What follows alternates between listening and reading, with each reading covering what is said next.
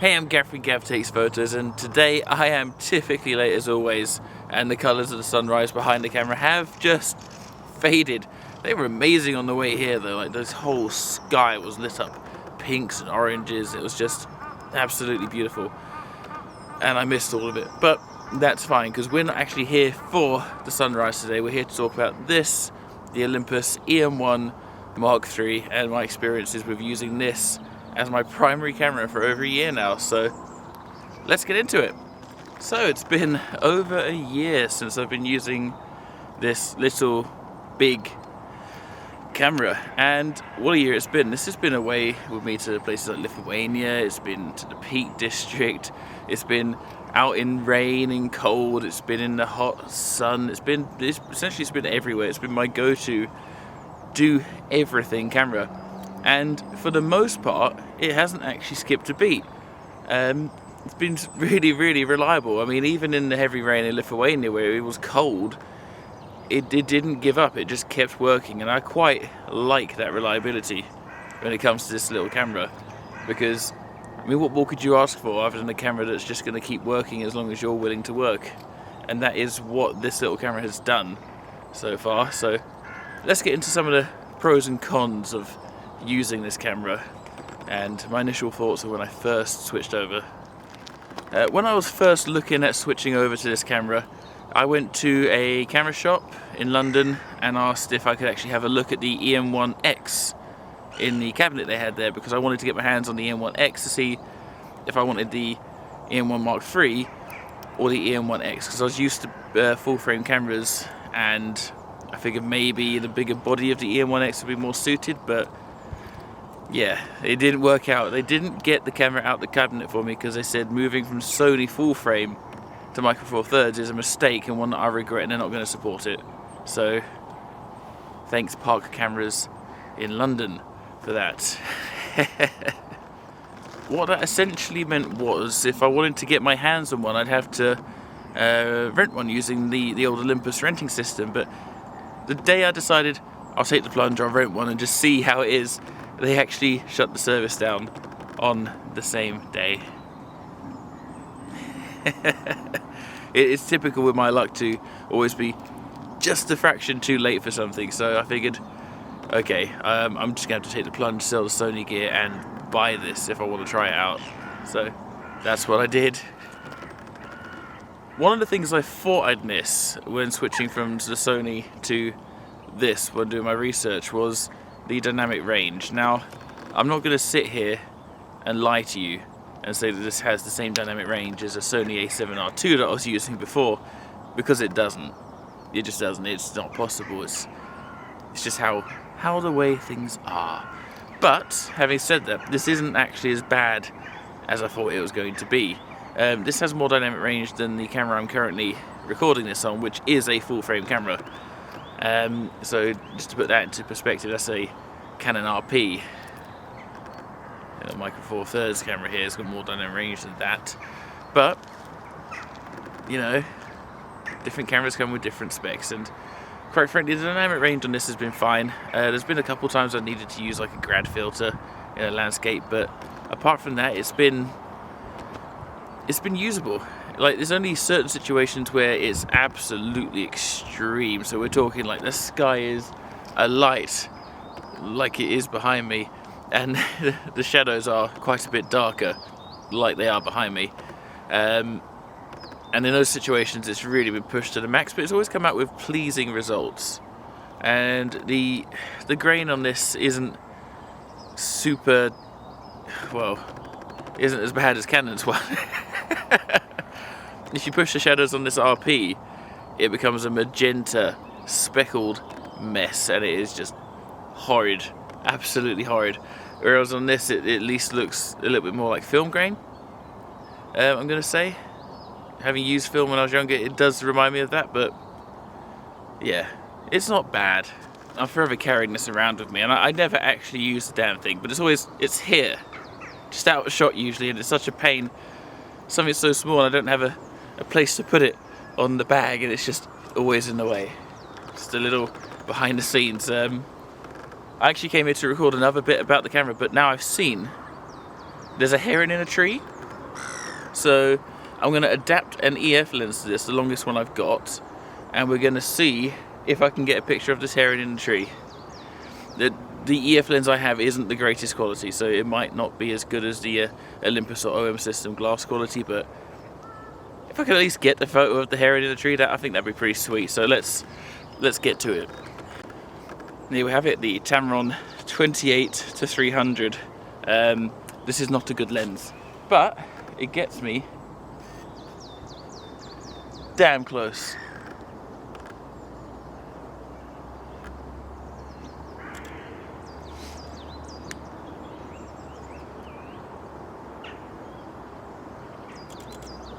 Well, that's interesting, isn't it? This has got IS built into the lens, and with just the internal IBIS on, it was a little bit shaky out of 300.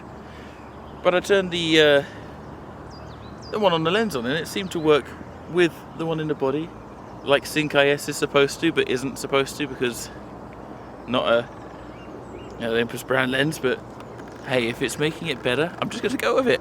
Alright, so I'm pretty sure anything I shoot with this lens is just soft and mushy. But that's not something bad about the camera. No, this lens is just really bad. Really, really bad. Slight tangent here. I bought this lens to actually go with the RP there as a walk around lens for if the wife and I go out, because she shoots the Canon as well. It'd be useful to have something I could use to walk around, so we kind of share lenses a little bit. And just use one system rather than me being the odd one out with the Olympus system. But yeah, this walk around lens is just really bad. Really bad. I don't know if I've been spoiled by the Olympus glass and the Pro Canon glass I've got, but this lens is just, God, it's awful. And I've used Tamron lenses before and they're fine. I've had Tamron lenses that I actually really liked, like the 28-75 f2.8, the old EF mount one. I had that and that was a really good lens. It got full of fungus, so I sold it on. But this one is not so good. 10 out of 10 don't recommend if you want sharp, nice images, because even stop down, this is horrible. So anyway, on with what I came here to say. One of the main parts about switching was to try and get a smaller footprint in the backpack, which I have done, and over the past year and a bit, the gear I've been carrying has shifted up and down quite a bit. When I started the year, I had this, the 12-100 Pro, the 7-14 Pro, and I had the 45 f1.8, and that was all of my Micro Four Thirds gear. About a month later, after the start of 2023, I sold the 45mm because it was fine, I just didn't like it. Like, its compact size was really great, and I actually kind of regret selling it, like I would like another one. Again, typically me to make small mistakes and then regret them. But I replaced that with the Sigma Trinity of lenses. So I had the 16, the 30 and the 56, and they were fantastic lenses. Except I wasn't using them very much. The 56mm I used a little bit here and there to take photos of my kids, or I do the odd little bit of deeper space astro with it because it's quite a nice lens for that. The 30mm didn't get used at all. And the 60mm I did use, and I got the nice shot at Durdledor, the Milky Way, over the arch, which is the shot I've been after for years, and it's one of my favourite shots I've ever taken, and it was great. But apart from that, I didn't really use the damn thing, so I sold on the Trinity, and I've gone down to, again, just a very basic setup with the Micro Four Thirds thing of just the 12-100 and the 7-14. And that covers me, and I know Micro Four Thirds people hate this term, but that covers me from a full frame equivalent from 14 to 200, which is perfect. And for the landscape photography, which I use this for, I don't need anything more or less than that. That is the complete scope of how much I need, and that's how much I've always had, so I'm not missing anything, and it covers all bases that I need in just 2 lenses. Having said that, there are more than 2 lenses in this bag, but that is for a different system. That's for that system there, the Canon system, because I'm trialing out certain things with this RP. But yeah, these lenses are great though. So this Olympus Pro glass is actually razor sharp, like wide open at 12mm f4. This thing is mental how sharp this is.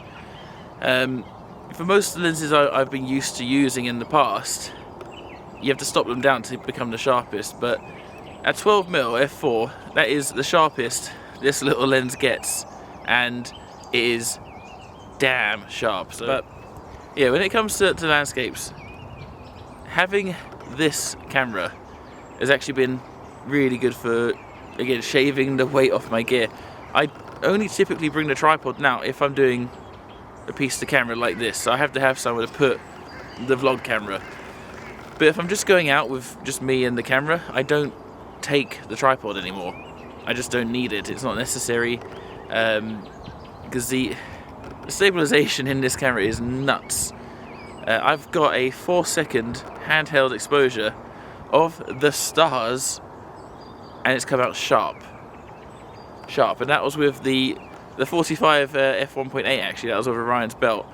Admittedly, it's not a great picture. You would need to keep sitting there, and I'm not going to sit there 4 seconds each time just taking photos, because that would get long. So, but the point is, you can do it. 4-second handheld exposure. So you essentially, for most landscape photography, you eliminate the need for a tripod. We have a dog coming. Yeah, Buffy. He wants to play ball. Today's going to be full of tangents, I can tell. It's just one of those days. It's good to be out. It's been a long time since I've been out, actually. It's quite nice to be out and about. And I have a photo meeting coming up in an hour, in a bit. Hello, doggy. Hello.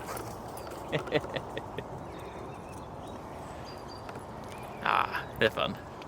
So as I was saying, yeah, I don't bring the tripod anymore, which has really helped when we're going hiking, like in the Peak District. I didn't need the tripod at all. Didn't need to bring it. With my old system, I would bring it just because I wanted to get the sharpest photos I could, and the old A7R II is quite a high megapixel camera, and any minor amount of shake in your hand tool, so if you're not completely steady, you'd get some sort of blurriness. But with this system has been an absolute game changer in terms of landscape photography. I can get sharp results with just me and this. It's made my life so much easier. Like I say, I only bring out the camera body and 2 lenses now, so you can't complain with that, can you, really, if you're trying to keep the gear weight low. Now, the Micro Four Thirds platform is supposed to be smaller than full frame. It is. I mean, and don't get me wrong, most of the cameras in the Micro Four Thirds system are smaller than the full frame counterparts. But when you get up to the pro bodies, like the EM1 Mark III or the EM1X or Panasonic's G9 series, they're not smaller. Especially not compared to the mirrorless full frame counterparts. This RP is almost exactly the same size as this EM1, and the A7R II was also basically the same size as this camera body. So you're not saving any size when it comes to the bodies, but the lenses, on the other hand, that is where I've made some more space saving, and again made this massive backpack a little bit lighter, although I filled it with other stuff. But that's a me thing, that's not a you thing. These lenses, if you were to have the equivalent, again, equivalents, I know your Micro Four Thirds people don't like it, I get it, but for people switching from full frame, this makes life easier to understand. So if you were to have an equivalent of this 12-100 in full frame terms is 24-200 with a consistent aperture of f4. Now, can you imagine the size of the lens if you had a 24-200 f4 with image stabilization built in it? It would be a bazooka. It'd be horrible.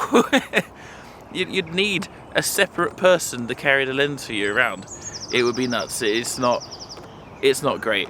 But because the sensor is so small, the glass can actually be smaller itself, and that is what allows them to have such awesome reach in one little lens, and have it high quality as well, and remain nice, lightweight, and usable. And that is one of the things I've loved about switching, is I can just carry it. This isn't heavy. I mean, compared to other Micro Four Thirds setups, this is heavy, but if you're coming from full frame, this is lightweight. This is amazing to carry around, and it just slots on my little strap there. Perfect. One thing I don't really see enough of being mentioned online is the color science that comes out of these EM1 Mark III cameras. I just don't see it. People talk about Canon, they talk about Fuji, and obviously they talk about JPEGs for the most part, but we don't shoot those here. The raw files from this, you're shooting at base ISO, you're getting the right settings, everything is exposed nicely. The colours that come out of this are really pleasing, especially for landscape photography and woodland photography. The colours that come out of this are just great. I've got some of my favourite autumn photos in forests using this setup, and I believe it's because of how the raw files are with this camera. There's something very pleasing about how they look. I'm going to stick up a couple of autumn shots now, because obviously it's not autumn now, it's the end of January, it's winter, and everything is dead, apart from that one tree there. Wouldn't really call it alive, but still got some browns. But yeah, here's some awesome photos that I've taken using this setup. So a couple more things that I like about this camera, just to finish off the things I like before we take a deep, dark dive into the things I just don't like that much. One of the things is dual card slots. There we go. Yeah, dual card slots. That is a useful feature. It's one that this camera's missing. It's one that my wife's camera's missing as well. I mean, I haven't ever had a memory card fail, but on the off chance that one day you're doing an important shoot and a memory card does fail, I'd like to have the backup like I do in this camera. Because I shot someone's surprise birthday party the other day, and I decided to take the RP and my wife's 6D Mark II over this, because it was going to be an extremely dark situation in a pub, and I didn't know if I was allowed to use flash, because it's a hired out part of a pub, but still the rest of the pub is still occupied by normal paying customers. So I didn't know if I could just be sitting there going at people with a flash, because some people don't like the constant flash going off. So I decided to opt for the full frame setup and use some f1.4 primes instead. Otherwise, if I had have been allowed to use flash, I probably would have just stuck a flash on the top of this and just the whole night, because this has redundancy backups, and I enjoy knowing that what I'm shooting is still going to be there if something goes wrong. Live comp mode on this camera is pretty amazing. I use this to get some star trails, and I've used it to do some still wall spinning with another photography group, like the shot here. This was the same one guy going around.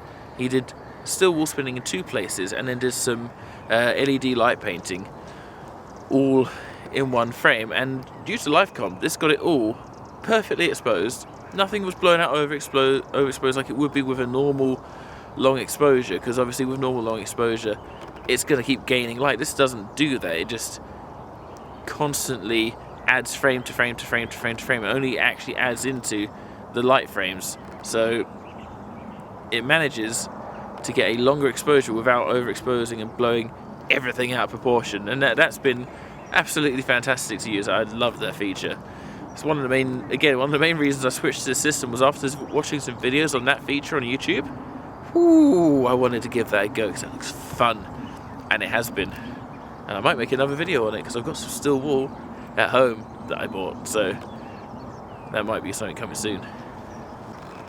Alright, last couple of bits. Obviously, this having the flippy, swivelly touchscreen has actually been really useful. So, shooting low down shots, you bring it down like this, you hold it down, you can see it, it's perfect. Again, you do the same if you're doing high up shots, you just hold it out so it's flipping down towards you. really nice feature. Part of the reason why I got this camera is because of that flippy touchscreen, and it's done everything I've needed it to. One thing I also don't really see mentioned very often by people online is the ergonomics of this grip. Let's try and get that in focus. There we go. This grip is insanely comfortable.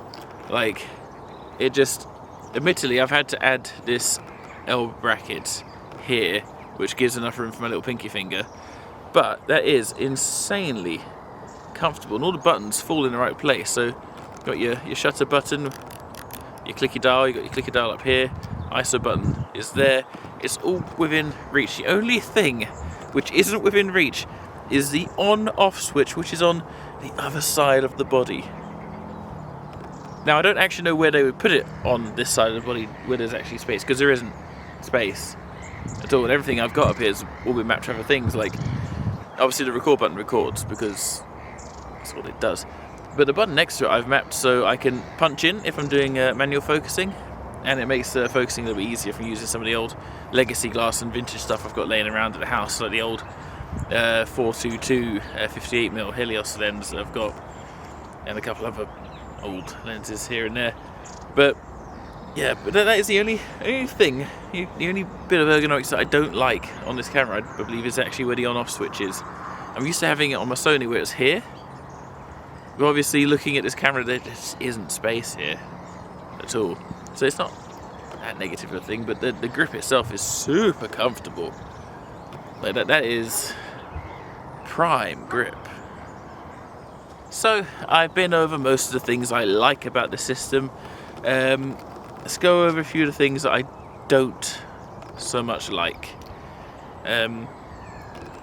While for the most part I really enjoyed the autofocus of this system, it's been pretty damn reliable. There is one particular setting on the autofocus system on this camera which is well known to be pretty terrible, which again for me I ignored all that and just did my own thing like I always do, and it turns out to be, yes, it's pretty terrible. It's the subject continuous autofocus with tracking. So if you're trying to track something along, don't use that setting. It misses more than it hits. What you're actually better to do is choose a small box on the screen where the focus points are going to continuously focus in, and let that be what you use to track the subject. Don't actually use the continuous autofocus tracking mode, because it is god awful and you're going to miss a lot of shots that you really wish you'd got. I had this one day out where we went and shot some photos of some deers in the field, and they weren't moving particularly fast, and it still missed about 70% of the shots. Somehow they're just all out of focus, and these deers weren't moving quickly. So I don't get it. I just don't get it. I've somehow managed to cut myself on my tripod, like, quite badly. How do you cut yourself on a tripod? It's not even any sharp edges on this one. It's a pretty round one. It's a very safe tripod. Yeah, here I am bleeding all over the place because somehow I've cut myself on the tripod. This is my luck today, honestly. Now, one of the other things that I don't like about the system, and I know this is partly my fault, is the lack of detail in the RAWs. And I know that they're only 12-bit. They're not fully raw RAWs. They're not completely lossless.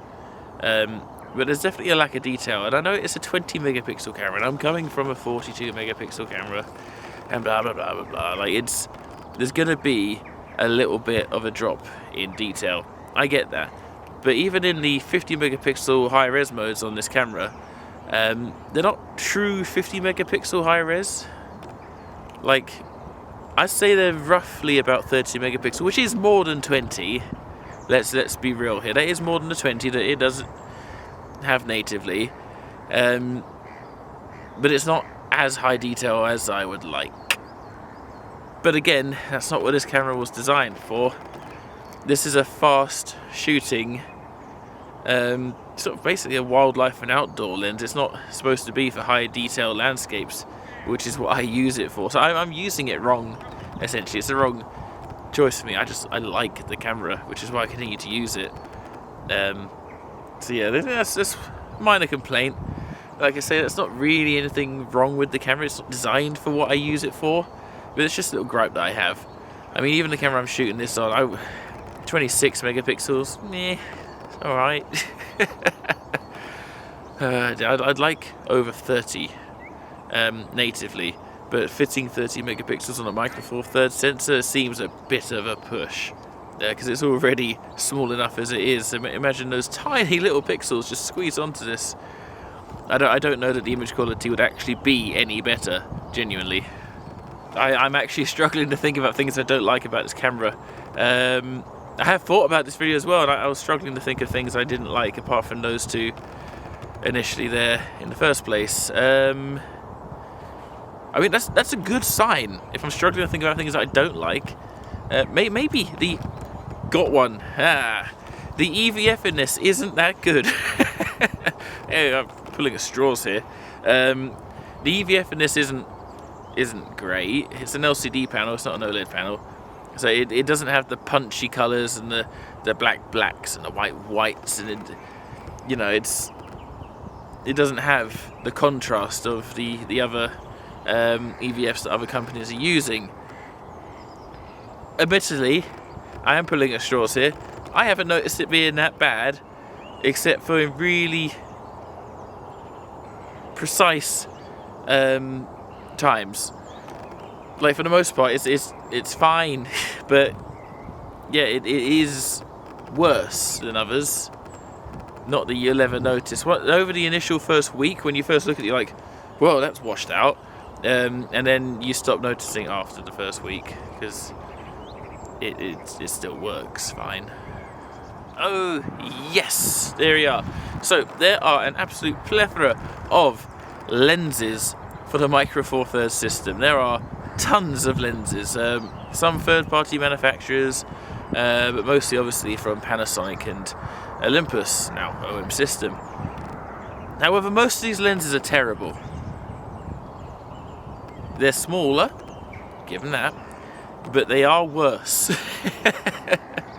The Pro lenses that Panasonic and Olympus offer are amazing. It's just the other ones aren't so great. What I would like is, which isn't ever going to happen, is other companies like Tamron to get involved again and start making the more professional lenses, or maybe even Sigma get back involved, because they used to make, which they've stopped doing now, so I've heard, the Trinity lenses, the 16, the 30, and the 56. Now they've released more lenses in this series, like a 20, and I think there's another couple as well, in the same idea of the really small f1.4 primes. If they would just adapt those over to Micro Four Thirds, that'd be great, because it'd give us something else to play with, wouldn't it? Another option when it comes to fast, relatively small primes. I say relatively because they're not as small as Olympus's ones, but they are still small. I guess the big question is, do I regret switching to the EM1 Mark III from my A7R2? No I don't. This has enabled me to get a few shots I just wouldn't have got with the A7R2 with as much ease. I could have done them with a lot more work, which means I wouldn't have done them. Here's one now. This is Star Trails behind a windmill, the Faxed windmill, one of my favourites. To do this on my old Sony system, I would have had to sit there pressing that shutter button constantly, because it didn't have any sort of intermeter built in. And I wouldn't have done it. I just wouldn't have done it. On this camera, I set up the live comp mode, and I set the composition in place, set the camera up, and pressed go, and then sat back and watched the camera for an hour, and while it did its thing, and it come out with a beautiful shot like that. Here's another Star Trails one. This is Hadley Castle. This is facing north, so the Star Trails are going round at the top of the piece of castle which is left there. Again, wouldn't have bothered to do that with my whole system, because that's a lot of effort. Whereas with this system, it does it all in camera, and it comes out with a nice raw shot, which is amazing. because that suits my shooting style perfectly, which is kind of lazy. But yeah, no, I don't regret switching over. I've got more confidence in this to last when I'm out in the extreme conditions than I did my Sony kit. I always thought I was on the verge of having that just stop working and start throwing up errors and all sorts. In any sort of minor wetness I got on the camera body, I was like, it's gonna break. Whereas with this one, I'm pretty confident I could take this in the shower if it's really necessary. Not that anyone would want to see those photos, but I'm pretty sure I could take it there if needed. Like I said, this isn't a bad little system. This EM1 Mark III ticks all the boxes I need it to. It shoots everything I shoot fine, it does a good job, and it's reliable. And there isn't much more you can ask for a camera than to just be reliable. Just be there when I need you to be there. Take the shots I need you to take. I don't often shoot pictures of deer, so subject tracking, autofocus on deer, I don't care. Don't care. Most of my subjects are still for the most part. It's landscape photography. Sometimes the elements are a little bit rough and they're moving a bit, but that's fine. This handles the elements fine. So yeah, no regrets switching over. Especially not for what I shoot. If I was shooting low light subjects that were moving fast, this ain't the system for that. But I'm not. I'm shooting mostly static. So yeah, no regrets. And will I be sticking with this system going forwards? I've seen quite a few people are switching away from Micro Four Thirds, and there's always this big argument, and you always got the team Micro Four Thirds. They're like, full frame sucks, it's so big, everything's so expensive. Micro Four Thirds is the best. You got team full frame that go, oh, Micro Four Thirds is just small. The sensors are stupid, and you'll never get any dynamic range, and every shot will be out of focus and just noisy. Neither side is wrong or right. It all depends on the situation. And yeah, this suits what I do, so I'm not going to be switching away. This will be the main camera for all travel, landscape, and outdoor photography that I do. Again, if I do any low light indoor photography, that RP comes out again, and that handles all the indoor low light stuff fine. I was shooting at ISO 12800 the other day on that RP, and the files are usable. What? That's nuts, but that's a different camera going off on a tangent again. So yeah, no regrets switching over. I'm going to be sticking with it for the foreseeable future, and let's see what OM system do. I know that they've just sort of it got leaked, the 150 to 600. I think that lens looks sweet. I'd like to give that a go. Actually get some reach that's not that horrible Tamron lens that I've got in my bag that doesn't work properly. Yeah. So if you're watching this OM system, you can send that to me. I wouldn't complain. Oh, that'll never happen. Yeah. I think that about wraps up the video. I've hit all the points I wanted to hit. My finger hasn't stopped bleeding, so that's the thing. I'm going to have to go try and sort this out now. So yeah, I think Gav takes photos. Great little camera. Definitely recommend for any outdoor, landscape, adventure photographers. Yeah, I'll see you in the next video. Undoubtedly with this camera somewhere either recording or in the frame. So yeah, I mean Gav takes photos, and I will see you in the next video. There's nowhere there's kind of plasters in this field, is there?